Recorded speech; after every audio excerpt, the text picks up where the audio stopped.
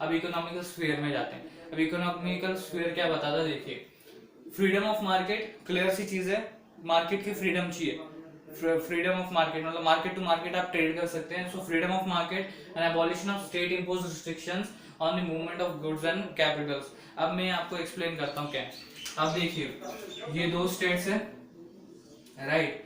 अब state impose restrictions है, मतलब ये इसके आगे नहीं जाएगा, राइट, एंड ये इसके आगे ट्रेड नहीं करेगा। मतलब ये स्टेट के अंदर ही आपको ट्रेड करना है, right. State impose restrictions on good and Capitals, मतलब इस स्टेट से इधर गुड्स एंड कैपिटल्स नहीं जाएंगे एंड इस स्टेट से इधर गुड्स एंड कैपिटल्स नहीं जाएंगे। सो ये इकोनॉमिकली बहुत हार्मफुल था, मतलब इकोनॉमिक स्टेटस को बढ़ाने के लिए ये बहुत ही हार्मफुल था। इकोनॉमिक स्टेटस नहीं बढ़ता। सो क्या हुआ, abolition of difference, sorry, right, यार ये वाला नहीं, एबॉलिशन, यार ये वाला abolition of state impose restrictions. मतलब क्या, ये रिस्ट्रिक्शंस हटा देंगी भाई, ये रिस्ट्रिक्शंस नहीं रहेंगी। ट्रेड होना चाहिए स्टेट बाय स्टेट का, जिससे इकोनॉमिकल स्टेटस भी बढ़ सकता है। मतलब क्या, freedom of market, freedom of market मतलब क्या, मार्केट टू मार्केट आप ट्रेड कर सकते हैं। And abolition of state impose restrictions on movement of goods and Capitals, मतलब क्या, जो गुड्स एंड कैपिटल्स है वो स्टेट बाय स्टेट का भी ट्रेड होना चाहिए, उनका मूवमेंट होना चाहिए बिटवीन द स्टेट। समझ में आया, राइट थिंग, ओके। अब अगला point, abolition of differences between weight and measures. अब देखिए इस जॉल्वरन के वीडियो में भी हम पढ़ने वाले हैं, यहाँ पर भी ब्रीफ इंट्रोडक्शन दे देता हूँ क्या है ये। उनका अगला आइडियोलॉजी क्या था, abolition of differences between weight and measures. मतलब क्या, 11 कस्टम बैरियर्स उस टाइम नेपोलियन आया, उसने एडमिनिस्ट्रेटिव सिस्टम सिंप्लीफाई किया था। हमने ये पढ़ा था सिविल कोड ऑफ 1804 के वीडियो में कि उसने एडमिनिस्ट्रेटिव सिस्टम को सिंप्लीफाई किया और उसने काउंटलेस स्टेट्स बना दिए। उसकी वजह से as a result countless state बन गए, 39 स्टेट्स बन गए, राइट, 39 स्टेट्स बन गए and 11 custom barriers, 11 custom barriers. और आपके बुक में एल का एग्जांपल दिया है। एल क्या होता है, it is an unit for measuring cotton textile और any textile, right, it is a measuring unit. Okay, so क्या हुआ, फॉर एग्जांपल ये एक रीजन है, राइट, अब इसके 4 कस्टम बैरियर है, राइट। अब ये पर्सन है, इसके बाद प्रोडक्ट्स है, अभी प्रोडक्ट है, राइट। अब उसको जाना है प्लेस ए पे, राइट, प्लेस ए पे जाएगा। सो आप उसको मतलब उसको दो कस्टम बैरियर्स के थ्रू जाना पड़ेगा। अब क्या होगा, देखिए ये बंदा गया इस स्टेट में, ओके, इस एरिया में गया, इधर कस्टम बैरियर है, इधर वो टैक्स भरेगा, फिर इधर गया, इधर वो टैक्स भरेगा, फाइनल स्टेज पे भी टैक्स भरेगा।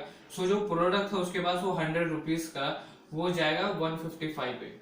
मतलब रफ कैलकुलेशन किया है, एक्यूरेटली ऐसा ही नहीं है, ऐसी फॉर एग्जांपल बताया, no calculation of maths here, just for example कि जो 100 रुपीज का प्रोडक्ट है वो इतना महंगा हो सकता है अगर ये कस्टम बैरियर रहा तो, राइट। ये कस्टम बैरियर 11 थे, तो हर 11 कस्टम बैरियर पे, मतलब ईच कस्टम बैरियर पे उनके मेजर्स रहेंगे, उनके वेट रहेंगे, उसके हिसाब से आपको पैसा भरना है। सो जो सस्ता प्रोडक्ट था वो अब बहुत महंगा हो गया, तो इकोनॉमिक स्टेटस के लिए इकोनॉमिकली ये बहुत ही हार्मफुल था, तो उसका एबॉलिशन करने बोला है। यहाँ पर क्या बोला है, एबॉलिशन करना है of differences between weight and measures, right. उसका demand for unified economic territory. अब इसका मतलब क्या है, ये जॉल्वरन का जो है, अब जॉल्वरन पहले बता देता हूँ क्या है और ये कब पढ़ेंगे हम ये भी बता देता हूँ। जॉल्वरन क्या था, कस्टम यूनियन था जो प्रूशियन इनिशिएटिव के थ्रू बनाया गया था, प्रूशिया के थ्रू बनाया गया था।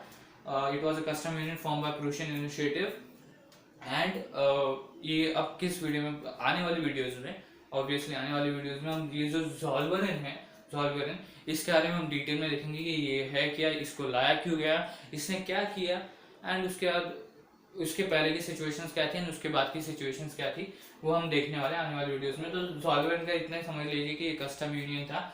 अब ये थर्ड पॉइंट की तरफ बढ़ते हैं, demand for unified economic territory. मतलब क्या, पॉलिटिकली क्या था, एक राजा इधर रूल कर रहा है, एक राजा इधर रूल कर रहा है, एक राजा इधर इधर ऐसे ऐसे रूल कर रहे हैं।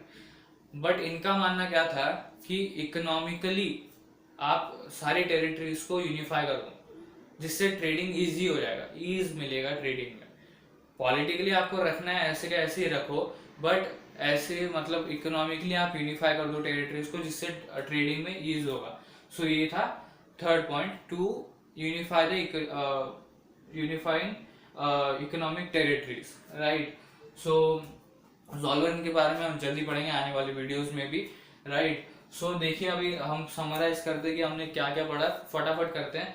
सबसे पहले हमने देखा लिबरलिज्म का मीनिंग क्या होता है, वो वर्ड लिबर से आया है जिसका मीनिंग होता है फ्री, मतलब free in her manner. For middle class it meant the freedom of individual freedom and equality of all before law. But उसके बाद भी क्या, इक्वालिटी बिफोर लॉ का मतलब ये नहीं है कि आपको यूनिवर्सल सफरेज मिल जाएगा, सबको सफरेज मिल जाएगा। सफरेज का मीनिंग क्या था, राइट टू वोट, राइट। सबको सफरेज मिल जाएगा ये नेसेसरी नहीं है। फॉर प्रॉपर्टीड मैन ऐसा हो सकता है कि सिर्फ प्रॉपर्टीड मैन को ही मिलेगा, women and non propertied man को नहीं मिलेगा, वापस वही सब कुछ, राइट। उसके बाद हमने देखा politically emphasised government by the concern of people, not king और minister, concern by the people, because people पे ही वो गवर्न करने वाला है। उसका एंड ऑफ ऑटोक्रेसी, ऑटोक्रेसी का मतलब बताया मैंने, ये आपने टर्म पढ़ा भी है पहले।